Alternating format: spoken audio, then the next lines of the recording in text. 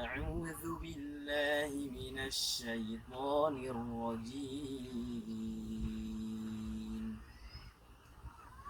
إن الذين يتلون كتاب الله وأقاموا الصلاة وأنفقوا مما رزقناهم سرا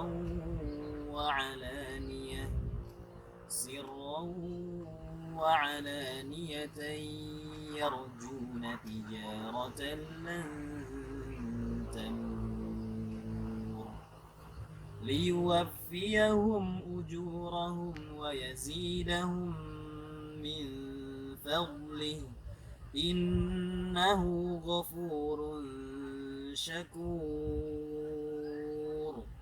والذي أوحينا إليك الكتاب هو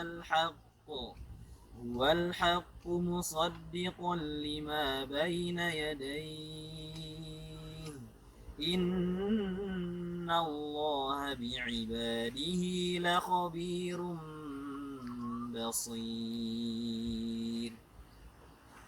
ثم أورثنا الكتاب الذين اصطفينا من عبادنا فمنهم ظالم لنفسه ومنهم مقتصد ومنهم سابق بالخيرات بإذن الله ذلك هو الفضل الكبير.